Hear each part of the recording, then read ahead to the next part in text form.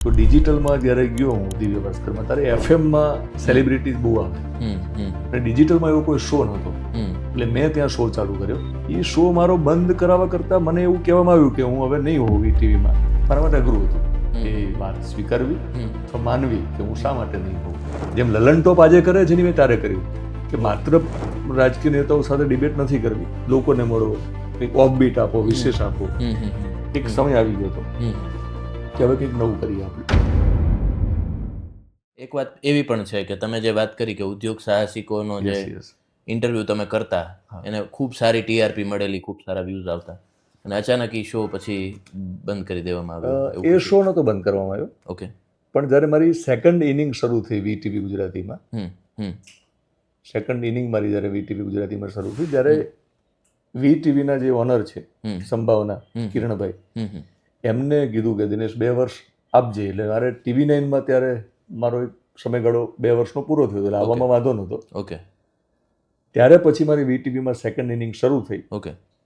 અને સેકન્ડ ઇનિંગમાં જ્યારે મેં કામ કરવાનું શરૂ કર્યું એટલે જે કંઈ ફેરફારો થાય એમ તમારી સાથેના જે કેટલાક મિત્રો હતા એ પછી ત્યાં આવ્યા, વ્યવસ્થાના ભાગરૂપે તમારા સાહેબ થઈને આવ્યા. ત્યારે હું તો રાજી થયો હતો કે ત્યાં સુધીમાં તમારા જીવનના દ્રષ્ટિકોણો બદલાયા. બરાબર છે. તમને તમારા કામથી મતલબ છે, ઘરે પરિવાર છે. એટલે વચ્ચે વચ્ચે મેં ફ્રીલાન્સિંગ માટે બહુ ટ્રાય કરી લીધેલી. એટલે પગાર આવે એનાથી જ મતલબ હતો અને કામ કરીએ આપણે. તો કોઈ બીજો તમારો સાહેબ થઈને આવે ને તમે જેની સાથે જર્ની શરૂ થઈ હોય તમારી એ આવે તો શું વાંધો છે.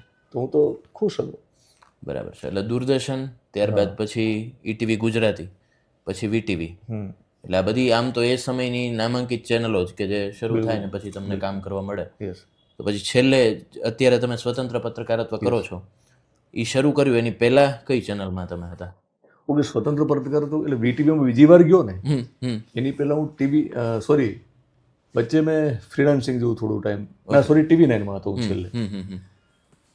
પછી હું પાછો divyabhaskar.com ગયો. ઓકે. જ્યારે ડિજિટલમાં કોઈ જતું નહોતું ટીવીમાંથી, કારણ કે ટીવીને એવું લાગતું હતું ડિજિટલમાં કોણ જોશે.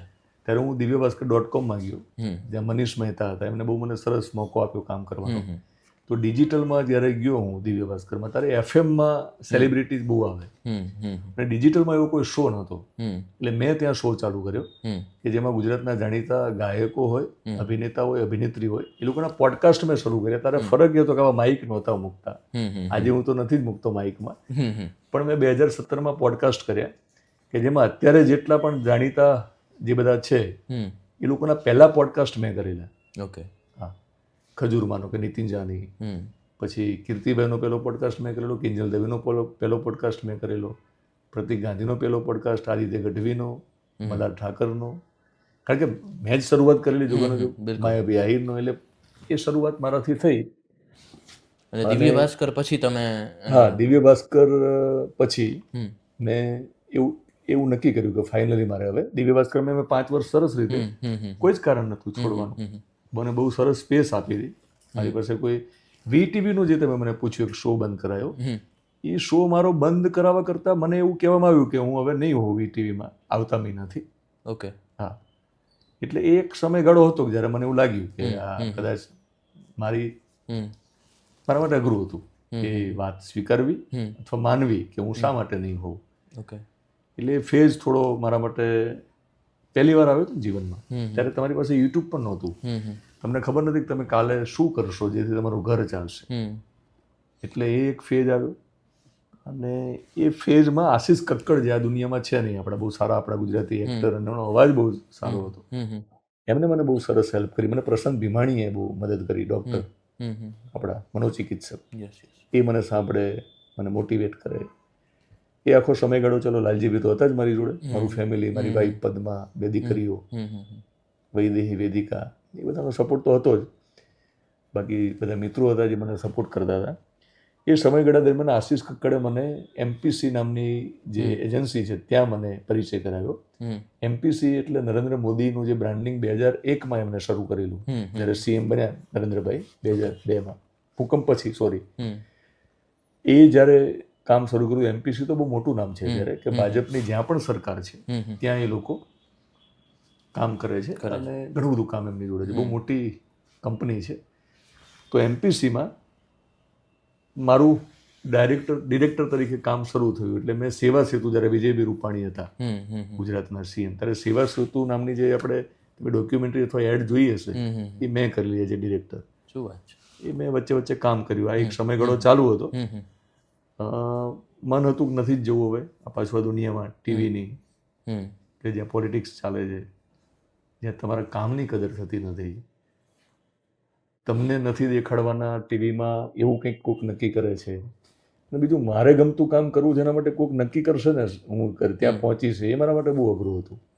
દરેક વખતે હું સાચો એવું ના હોય, પણ હું જ્યારે હું કામ કરવા જઈશ, TV9 હોય કે VTV હોય, VTVમાં શરૂઆતમાં વાંધો નહોતો, ETVમાં મને વાંધો નહોતો જ્યારે રામોજી રાવ પાસે ETV હતું, અને ETVમાં તો કોઈ ઇસ્યુ જ નહોતા. VTVમાં શરૂઆતના દોરમાં પહેલી ઇનિંગમાં કોઈ વાંધો નહોતો. બીજી ઇનિંગની વાત કરું છું, TV9માં ગયો ત્યારે ખબર પડી કે વિકાસ ઉપાધ્યાય બહુ સરસ ઈરાદાથી મને કંઈક કરવા લાવ્યા છે, એ કંઈક જુદું કરાવવામાં આવે છે. એ અંદરથી તો હતું જ કંઈક છોડી દેવું, પણ છોડવું ને કરવું શું પછી. ત્યાં MPCમાં મારું કામ શરૂ થયું, અને પછી મને અચાનક હું MPCનું ગૌરવ યાત્રા કવર કરતો હતો. ત્યારે યોગી આદિત્યનાથ આવવાના હતા અને બહુ નેશનલ લીડર્સ આવવાના હતા. એટલે મનીષ બરડિયા મને કે દિનેશ તું ગૌરવ યાત્રા કરી આપને, કશો વાંધો નહીં. એટલે વિજય રૂપાણી સાથે હું ગૌરવ યાત્રામાં સાથે હતો. એ દરમિયાન મને મનીષભાઈ મહેતાનો ફોન આવ્યો. એ કેનેડા હતા, અને મેં મનીષ મહેતાને બહુ રિક્વેસ્ટ કરેલી વચ્ચે, મને રિપોર્ટર તરીકે પણ લઈ લો divyabhaskar.com. તો કે દિનેશ લઈ જ લો, મારે કોઈ જ નહીં લેવાનું કારણ નથી. છેલ્લે જે જગ્યા પડશે એનો બહુ ઓછો પગાર છે, કઈ રીતે આપું તને એટલા, બધું જે મળે એ, અને કાઢો આમાંથી બહાર, ડન છે, કંઈક કરીએ આપણે. એમાં અચાનક ઇલેક્શન આવ્યું વિધાનસભાનું. તો નક્કી કર્યું કહું કે આપણે હવે ઇલેક્શનમાં મહિનો ફિલ્ડમાં જઈને કરવું હોય, રિપોર્ટિંગ, એન્કરિંગ, તો કોણ હોય? ઓલ ઓવર કેમ્પેઇન આખું. યસ. તો કે દિનેશ સિંધવને કહી શકાય. તો મનીષભાઈ કે દિનેશ મને એપ્રોચ કરેલો જ છે. તો કે એને કોને દિનેશને? કે મનીષભાઈનો મને ફોન આવ્યો, ત્યારે હું કચ્છમાં હતો, ને આજે કચ્છથી જ આવ્યું મેં તમને ઇન્ટરવ્યૂ આપવા માટે. કચ્છમાં હતો ને મને ફોન આવ્યો, મને કે દિનેશ divyabhaskar.com જોઈન કરીશ? Yes sir. એટલે મેં divyabhaskar.com જોઈન કર્યું, બીજા દિવસથી હું ફિલ્ડમાં નીકળી ગયો. ત્યારે મેં દિવ્ય ભાસ્કરનું ઇલેક્શન એક્સપ્રેસ કરીને એક મહિનો આખો હું ફરી લઉં. અને મેં જેમ લલન ટોપ આજે કરે છે ને, મેં તારે કર્યું કે માત્ર રાજકીય નેતાઓ સાથે ડિબેટ નથી કરવી, લોકોને મળો, કંઈક ઓફબીટ આપો, વિશેષ આપો, એ મેં તારે કર્યું. અને આખું એક મહિનો હું ટ્રાવેલિંગ કરી અને કન્સેપ્ટ સાથેનું રિપોર્ટિંગ મેં કર્યું.